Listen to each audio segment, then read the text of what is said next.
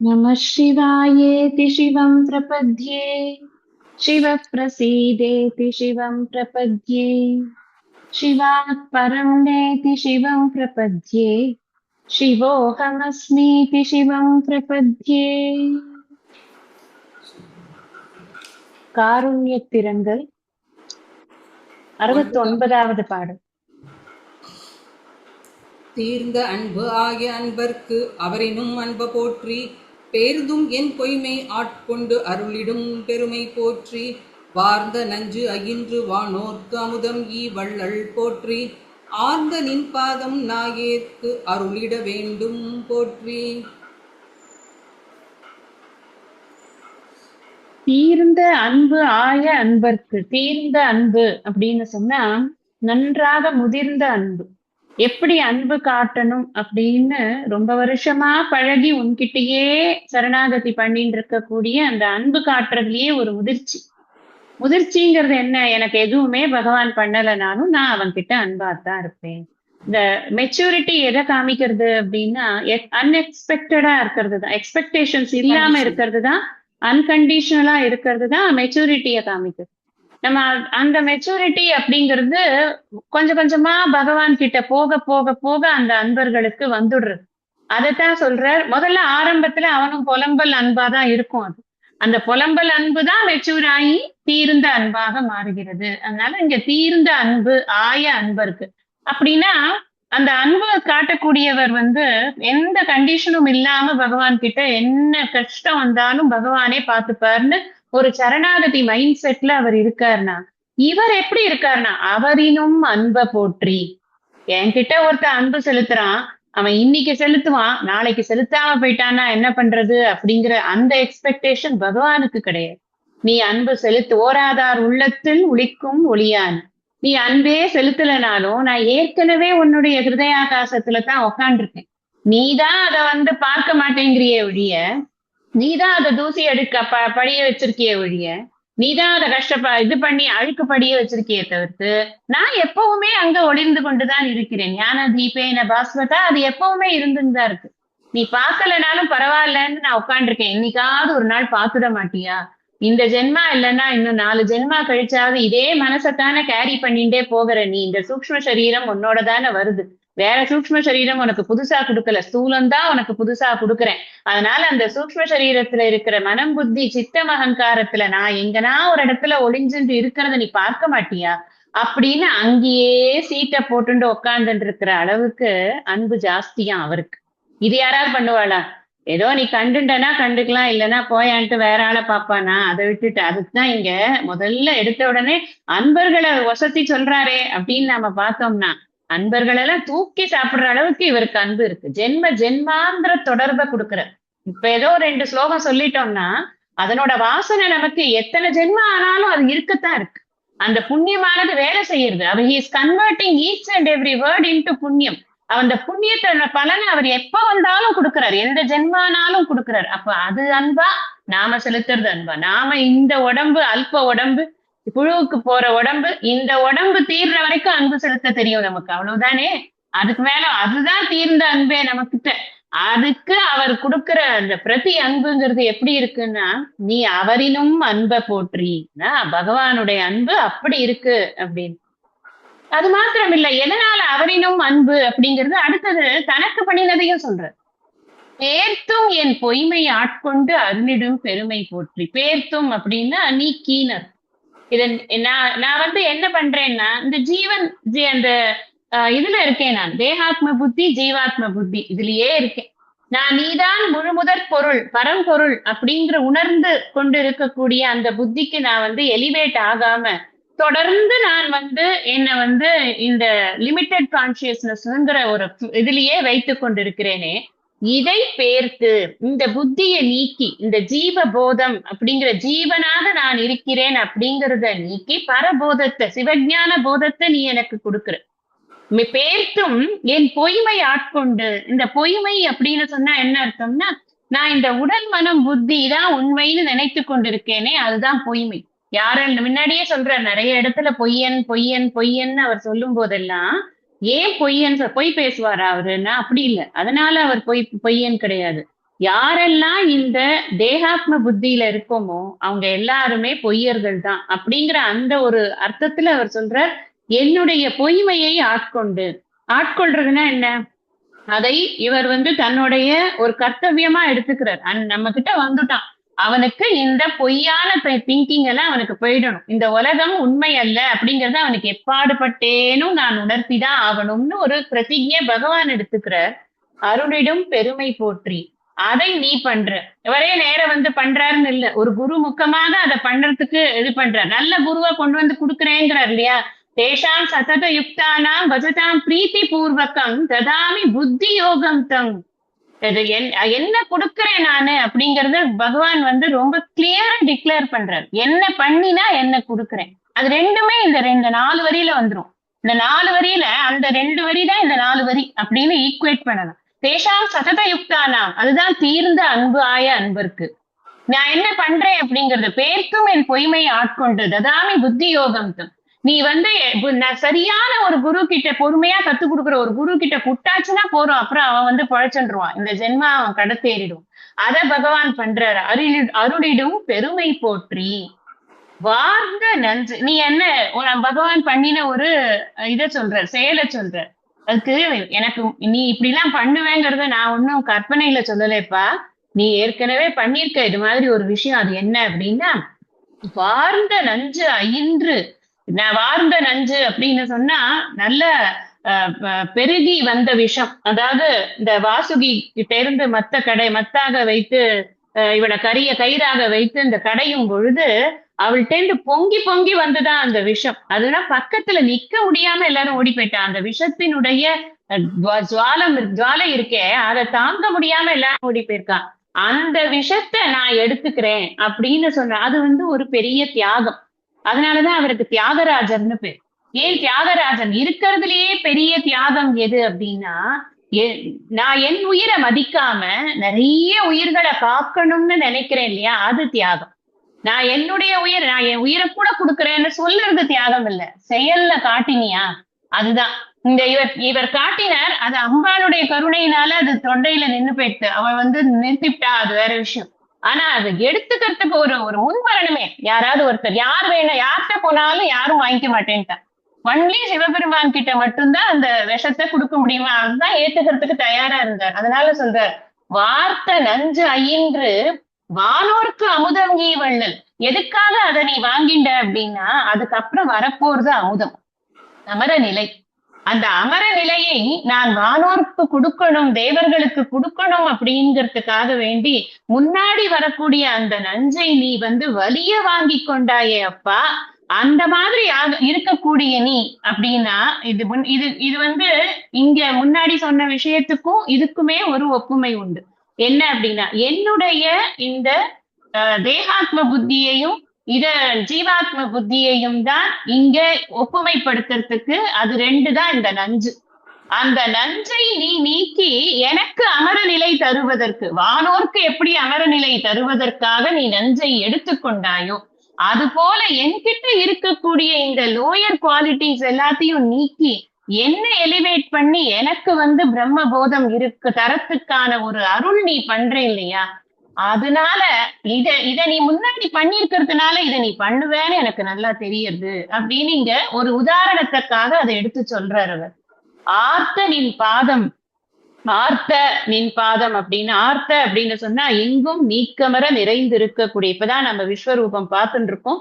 எங்க பார்த்தாலும் வானாகி மண்ணாகி வழியாகி ஒளியாகி எல்லாமா இருக்கக்கூடிய அந்த இறைவனுடைய பாதங்கள் எல்லா இடங்கள்லயும் இருக்கு அப்படிங்கறத ஆர்த்தங்கிற வார்த்தையில சொல்றாரு அவர்.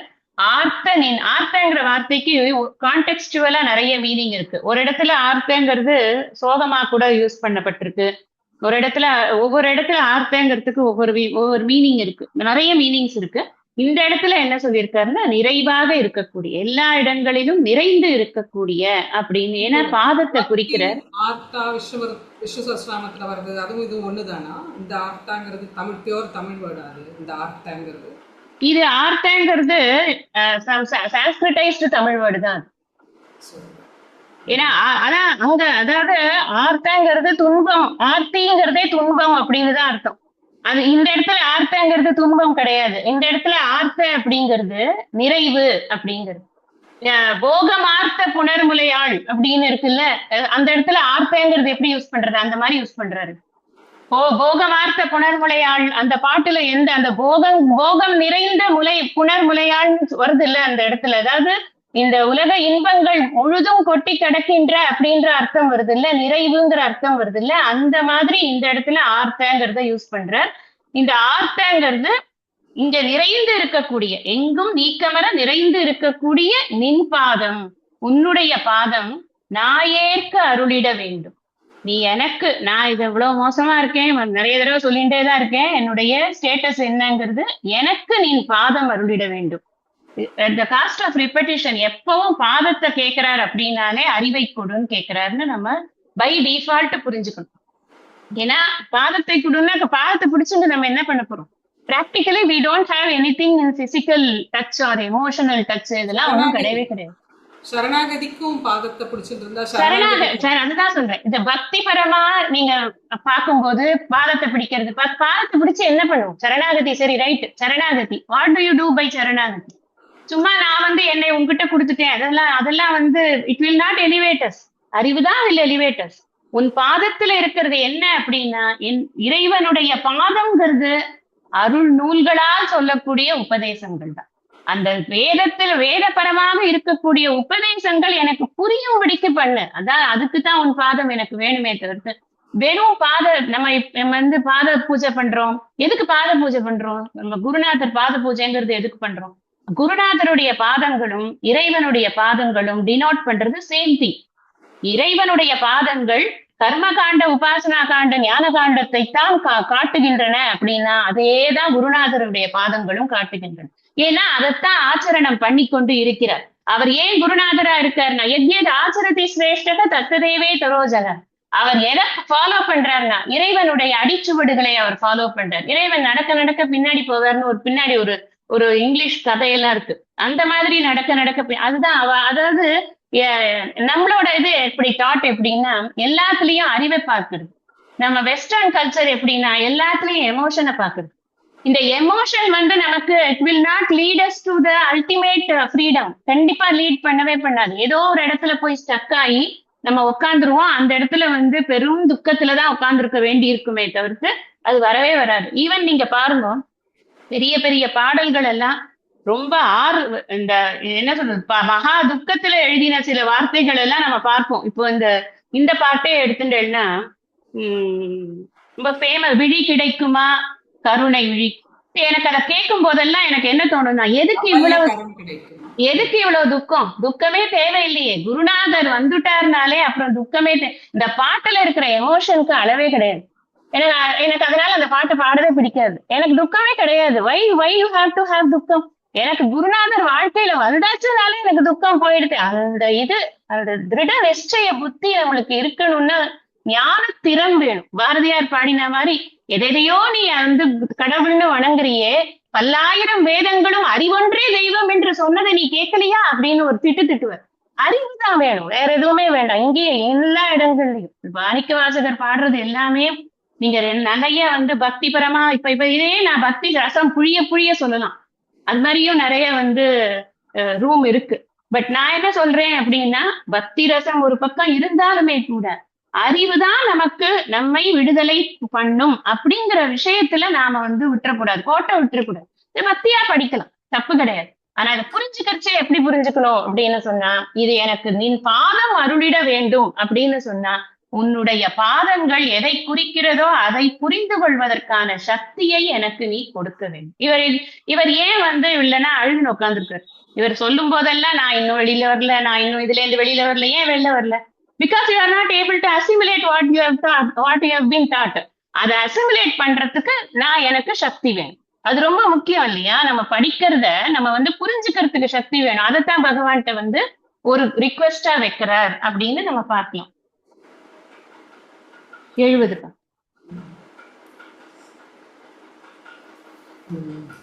போற்றி புவனம் நீர் தீ கால் ஓடு வானம் ஆனாய் போற்றி எவ்வுயிர்க்கும் தோற்றமாகி நீ தோற்றம் இல்லாய், போற்றி எல்லா உயிர்க்கும் ஈர் ஆய் ஈறு இன்மை ஆனாய், போற்றி ஐம்புலன்கள் நின்னை புணர்கில்லா புணர்க்கையானே.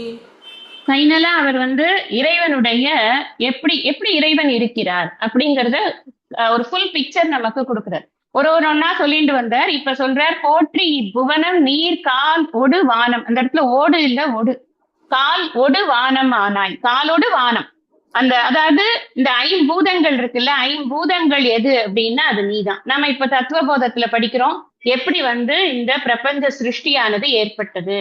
பிரம்மாஸ்ரயா ரஜஸ்தமோ குணாத்மிகா மாயா அஸ்தி அப்படின்னு பாக்குறோம். அப்புறம் மாயாலேந்துதான் ததக ஆகாஷ சம்பூதக அப்படின்னு பாக்குறோம். அப்ப இந்த பிரம்மன்ல இருந்துதான் இந்த மாயைக்கு சக்தி அதுல இருந்துதான் எல்லாமே உருவாயிருக்குன்னு பாக்குறோம். இங்க என்ன சொல்றாருன்னா, நீதான் அந்த பிரம்மனாக இருக்கிறாய். பிரம்ம தத்துவமாக வைத்து எங்கும் நீக்கமர நிறைந்து இருக்கக்கூடிய மாற்றங்களே இல்லாத நிர்விகாரமாக இருக்கிற பிரம்ம தத்துவத்தை இந்த இடத்துல காமிக்கிறார் பகவான். நம்ம நம்ம விஷுவலைஸ் பண்ணக்கூடிய ஒரு ரூபத்துல காமிக்கிறார். எங்க பார்த்தாலும் இருக்கார் அப்படின்னு சொன்னா ஒரு ரூபத்துல அடக்க முடியாது இல்லையா? அதனால சொல்றார், ஐம்பூதங்கள் நீதான். போற்றி எவ்வுயிர்க்கும் தோற்றமாகி நீ தோற்றம் இல்லாய்.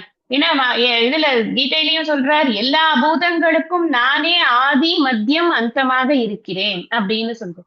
பூதங்களுக்கெல்லாம் பூத பாவனக, நான் தான் தோற்றமாக இருக்கிறேன் அப்படின்னு சொல்றார்.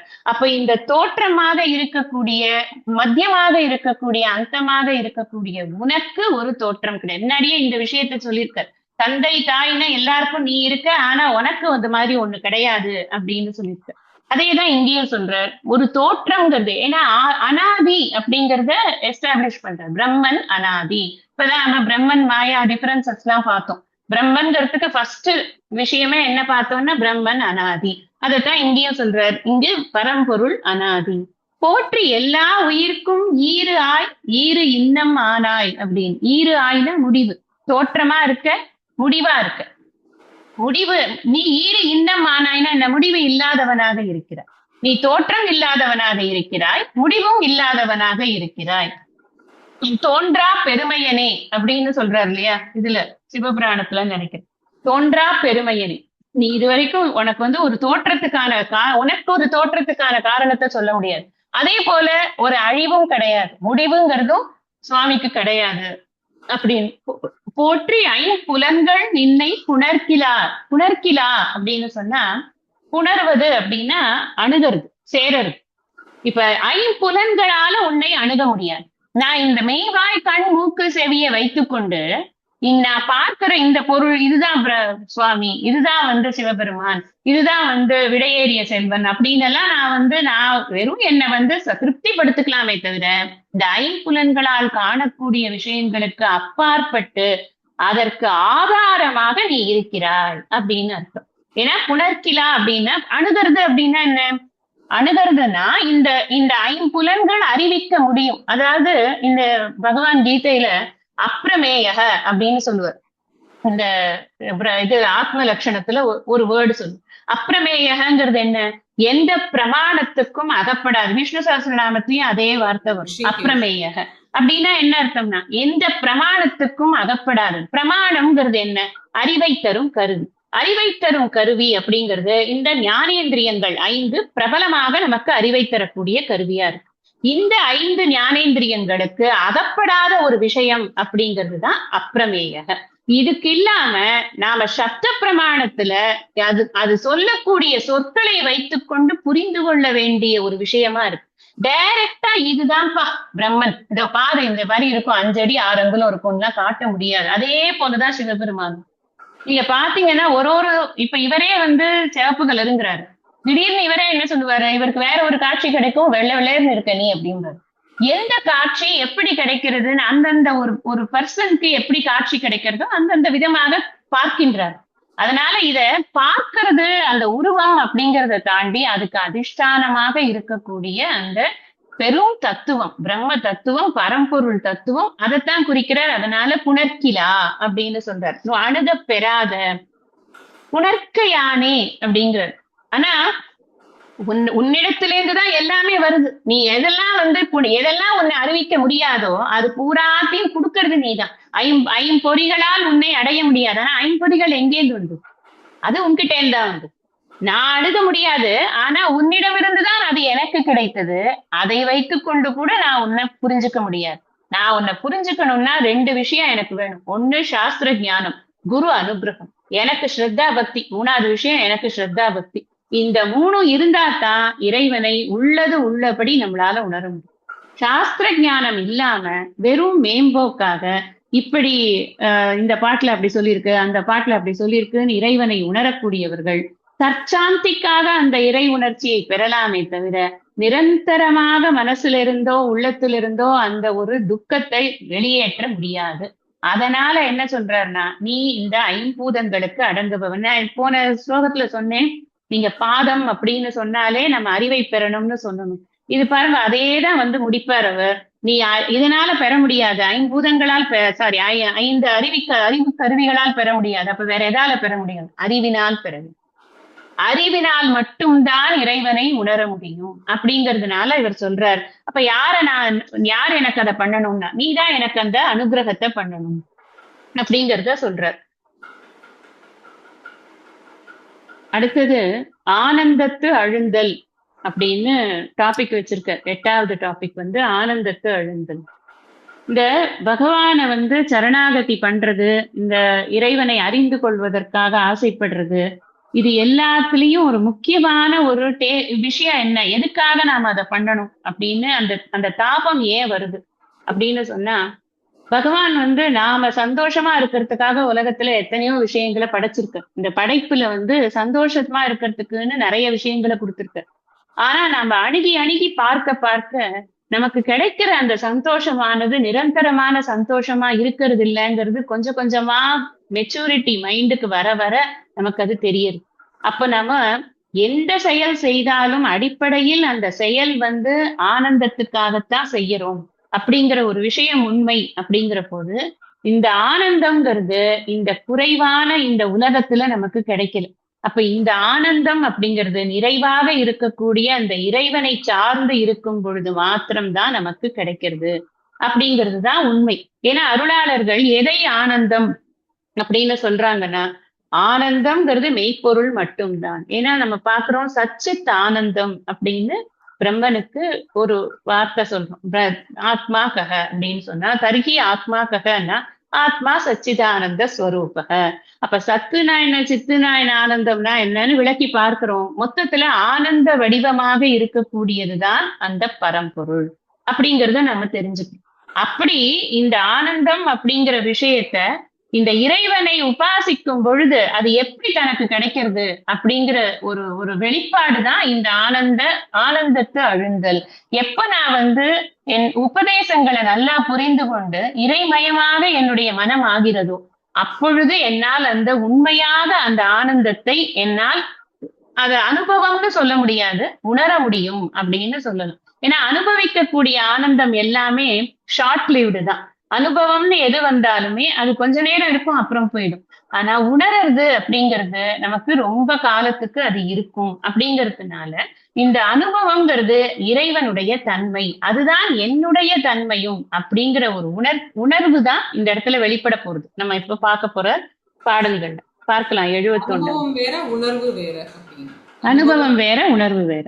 அதுதான் சொன்னேன் அன்னைக்கே, உணர்ச்சி அப்படிங்கிறது அனுபவம், உணர்ச்சியில தான் அனுபவம் வரும். உணர்வு அப்படிங்கிறது அறிவுல சேர்ந்தது, உணர்வுங்கிறது அறிவை சார்ந்தது, உணர்ச்சிங்கிறது எமோஷன்ஸை சார்ந்தது, மனதை சார்ந்தது. உணர்ச்சி எப்பவுமே நிலையாக இருக்காது. ஒருத்தர் மேல நமக்கு சில சமயம் கோபம் வரும், அடுத்த நாள் என்ன பண்ணுச்சு, பாவம் போயிட்டு போறா, ஏதோ சூழ்நிலையினால தப்பு பண்ணிட்டா, மாறிடும். இதுல ஒரு சில சமயம் வந்து அது அந்த டியூரேஷன் நம்மளோட பரிபக்குவத்தை பொறுத்து மாறுறது, அவ்வளவுதான். 10 நாள்ல மன்னிக்கலாம், ஒரு நாள்ல மன்னிக்கலாம், ஒரு நிமிஷத்துல கூட போனா போயிட்டு போறதுன்னு விட்டுவிடலாம். ஆனா அந்த உணர்ச்சி அப்படிங்கிறது, அது எல்லா உணர்ச்சிக்குமே சொல்றேன், உணர்ச்சிங்கிறது அது அனுபவம் எல்லாமே இந்த உணர்ச்சியோட சைட்ல தான் இருக்கு. ஆனா உணர்வு அப்படிங்கிறது அறிவை சார்ந்ததாக இருக்கு. ஒன்ஸ் அறிஞ்சிட்டோம் அப்படின்னா அது போகாது நமக்கு. நம்ம இப்ப வந்து என் பேர் இதுதான் அப்படின்னு ஆச்சுன்னா அதுக்கப்புறம் அது மாறுமா? இல்ல நான் கொஞ்சம் யோசிச்சு சொல்றேன், என்னன்னு தெரியல, திடீர்னு இப்ப எனக்கு கொஞ்சம் டவுட்டா இருக்கு அப்படின்னு சொல்ல மாட்டேன். அது அறிவை சார்ந்து. அறிவு ஒரு நாளும் மாறாது. நான் நான் பரம்பொருள் அப்படிங்கிற அறிவு நமக்கு மாறவே கூடாது. அதனாலதான் அது அறிவை சார்ந்ததா வச்சிருக்கே தவிர்த்து அது உணர்ச்சியை சார்ந்ததா வைக்கல. அது ஏதோ யாரோ ஒருத்தரோட மெர்சில நமக்கு கிடைக்கிற விஷயம் இல்ல. என் அறிவுல நான் உணரக்கூடிய விஷயமாக இருக்கு. அதனால அது அந்த ஆனந்தம்ங்கிறதையும் அதே மாதிரி உணரணும். நான் தான் ஆனந்த ஸ்வரூபம் அப்படிங்கறத உணரணும். அதுக்கு இறைவன் ஆனந்த ஸ்வரூபம்ங்கிறத முதல்ல உணரணும். அதுதான் முதல் ஸ்டெப். நம்ம பார்க்கலாம். 71 ஆனந்த தழுத்தல். புணர்ப்பது ஒக்க எந்தை என்னை ஆண்டு பூண நோக்கினாய் புணர்ப்பது அன்று இது என்ற போது நின்னோடு என்னோடு என் இது ஆம் உணர்ப்பது ஆக அன்று இது ஆக அன்பு நின் கடல்களை புணர்ப்பது அது ஆக அம் கணால் தானே கணாலா அம் கணால புங்கம் கணால கணால புங்கம் ஆன போகமே நின்னோடு என்னோடு என் இது ஆமாது நின்னோடு என்னோடு என் இது ஆம் புணர்ப்பது ஆக அன்று இது ஆக அன்பு நின் கழல்கனே புணர்ப்பது ஆக அம்கணால புங்கம் ஆன போகமே. அவருடைய கவிதா விலாசம் எல்லாம் நல்லா வெளிப்படக்கூடிய பாடல்களாக போக அந்த பாட்டிலேயே தெரியுது அவங்க எந்த அளவுக்கு லாங்குவேஜோட ப்ரொஃபிஷியன்சியை கையில வச்சிருக்காங்க அப்படிங்கிறது. நம்ம எழுதினா அந்த பாட்டுல தெரியும், அவங்க எழுதுற பாட்டும் பார்த்தோம்னா நமக்கு தெரியும். லாங்குவேஜோட அத்தாரிட்டி இருக்கு. புணர்ப்பது ஒக்க எந்தை என்னை ஆண்டு பூண நோக்கினாய். புணர்ப்பது ஒக்க அப்படின்னு சொன்னா புணர்வது அப்படின்னு சொன்னா இப்பதான் பார்த்தேன் இங்க நம்ம புணர்க்கிலா அப்படிங்கச்சே நம்ம அணுக முடியாத அப்படின்னு அணுகிறது அல்லது கூட்டிக் கொள்வது. முன்னாடி கேட்டார், நீ என்னை வா என்று என்னை வருக என்று நீ என்னை கூட்டிக் கொள்ளணும் அப்படின்னு. இதுக்கு 2 பாட்டு முன்னாடி நம்ம பார்த்தோம். வருக அப்படின்னு நீ என்னை கூட்டிக்கணும்பா அப்படின்னு. புணர்ப்பது ஒக்க அப்படி கூட்டிக்கிற மாதிரியான ஒரு நிலைமையில புணர்ப்பது ஒக்கன்னா ஒப்பு, அந்த கூட்டிக் கொள்வதற்கு ஒப்புமையான ஒரு நிலைமையில பூனை அப்படின்னு சொன்னா புணர்ப்பது ஒக்க எந்தை என்னை ஆண்டு பூனை நோக்கினாய்.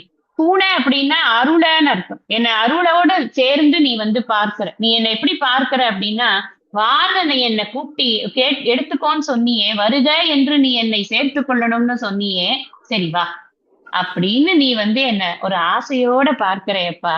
எப்படி பார்க்கிறேன்னா அம்கணால பின்னாடி இருக்கு அம்கணால அப்படிங்கிறது. அம்கணாலன்னா அம்னா அழகியன்னு ஒரு அர்த்தம் இருக்கு தமிழ்ல. அம்னா அழகிய அப்படின்னு. கணால அப்படின்னா அழகான கண்களை உடையவனே அப்படின்னு அர்த்தம். அந்த அந்த மாதிரி நீ என்னை பார்க்கிற, ரொம்ப அழகான உன்னுடைய கண்களால நீ என்னை கருணை பொங்கக்கூடிய உன்னுடைய விழிகளால, இதெல்லாம் நிஜமாவே பக்தியா இருக்கும்.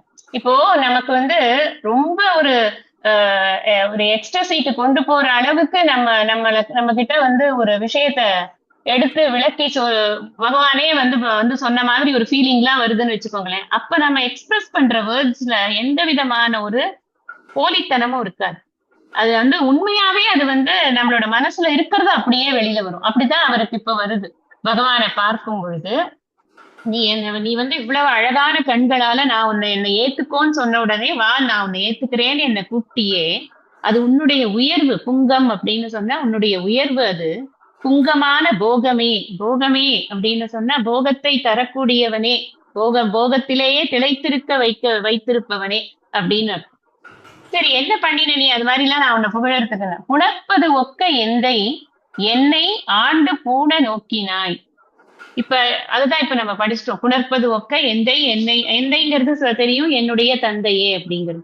புணர்ப்பது அன்று இது என்ன போது. அதாவது புணர்ப்பது அன்று அப்படின்னா உன்னோடு நான் சேர்க்க முடியாது அப்படின்னு ஒரு காலம் இப்ப இருக்கா? ஏன்னா நான் சேர்ந்த மாதிரி ஃபீல் பண்ணல. நீ என்ன பார்க்கிற இப்ப எப்படி இருக்கு அப்படின்னா, பகவான் பார்க்கிற நான் உன்னை சேர்த்துக்கிறேன்னு. நான் எனக்கு எப்படி இருக்கு அப்படின்னா, நான் சேர்ந்த மாதிரி ஃபீலே பண்ணல. புணர்ப்பதாக அன்று இது ஆக நான் சேர்ந்த மாதிரி எனக்கு ஒரு ஃபீலிங் வரல. ஏன் காரணம் என்னன்னா, என் புத்தி உங்ககிட்ட இல்ல, என் புத்தி வெளியில கிடக்கு. நீ என்ன நீ சேர்த்துக்கதான் கூப்பிடுற. ஆனா ஏன் என்னோட இதுக்கு தயாரிப்பு நிலை சரியில்லையே.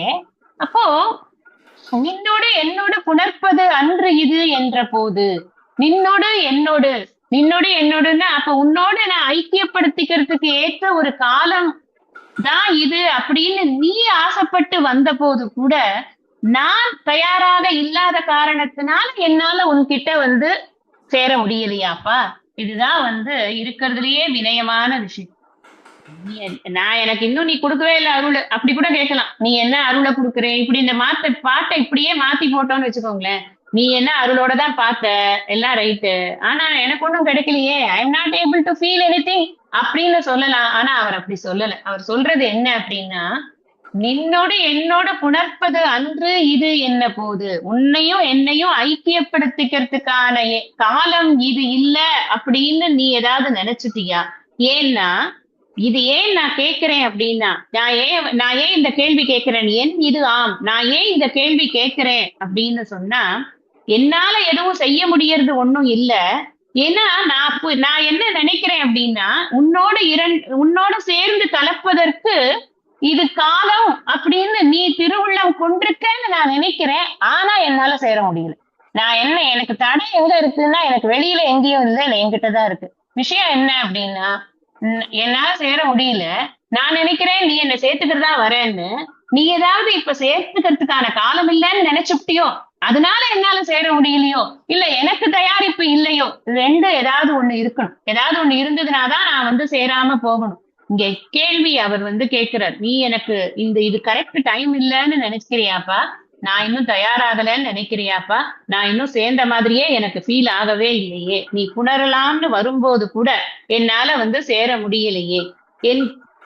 சரி, நான் அதனால இப்ப புணர்ப்பு ஆக இன்று அது ஆக அன்புனின் கழல்கனே புணர்ப்பு ஆக அம்கணான உன்னுடைய கழல்கள்லயே என்னை நீ எப்பொழுதும் மாறாத ஒரு அன்பை வைத்திருக்க கூடியவனாக இருக்கவை, அதுவே போதும். இப்ப வந்து கன்ஃபியூஷன் முடிச்சு கடைசியில டிக்ளேர் பண்ணிட்டேன். நான் வந்து தயாரிப்பு இல்ல, நீ குடுக்கணும்னு நினைச்சு வந்த டைம் இது இல்ல போல இருக்கு, இதனால என்னால வந்து உன்னோட சேர முடியல. ரைட்டு, ஒத்துக்கிறேன். அட்லீஸ்ட் உன் கழல் மீது இருக்கக்கூடிய அன்பையாவது எனக்கு போகாமல் இருக்கவை. அப்படின்னா என்ன அர்த்தம்? நான் ஒழுங்கா இன்னும் கொஞ்சம் படிக்கவே என்ன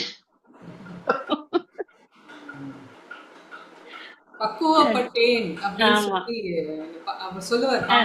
ஒரு பாடல்ல வரும், அந்த இவரை தூதன் அனுப்பும்போது பக்குவப்பட்டேன் என்று சொல்லி அவர் அழைச்சிடுவாங்க அப்படின்னு சொல்லுவார். அதனால இத வந்து இன்னும் வந்து நீ உன்னுடைய கழல் மீது என்னுடைய அன்பு வந்து மாறாமல் இருக்கக்கூடியதாக நீ வைத்துக் கொண்டிருந்தால், நான் அதனாலேயே அதுவே எனக்கு போகம்தான். அந்த போகம்ங்கிறது என்ன, நான் அந்த சிவஞான போதத்திலேயே திளைத்து இருப்பேன். நான் எவ்வளவு தூரம் அதுல திளைத்து இருக்கேனோ அவ்வளவு தூரம் என்னுடைய மனமானது வெளியில இருக்கக்கூடிய விஷயங்களிலிருந்து விடை பெறும். அப்போ நீ என்ன பண்ணுவேன்னா, ஆட்டோமேட்டிக்கா என்னை நீ புணர்ப்பது ஒக்க அப்படின்னு நீ வந்துடுவ, நீயா வருவ. அதுக்கு ஃபர்ஸ்ட் என்னுடைய மனமானது தயாராகணும் அப்படிங்கிற, அதுதான் அவர் வந்து இந்த இதுல சொல்ல போறார். மேற்கொண்டு இருக்கிறத நம்ம மண்டே அன்னைக்கு இது பண்ண. மண்டே அன்னைக்கு மோஸ்ட்லி நான் இருக்க மாட்டேன்னு நினைக்கிறேன். அப்படியா? பார்க்கலாம். மூர்த்தி எல்லாம் வாழி எங்கள் மோன குரு வாழி, அருள் வார்த்தை என்றும் வாழி, அன்பர் வாழி பராபரமே. ஓம் சாந்தி சாந்தி சாந்தி. ஹரிஹி ஓம். திருச்சிற்றம்பலம். நாட்டேசுவனை போற்றிய நாட்டவர்க்கும் இறைவா போற்றி.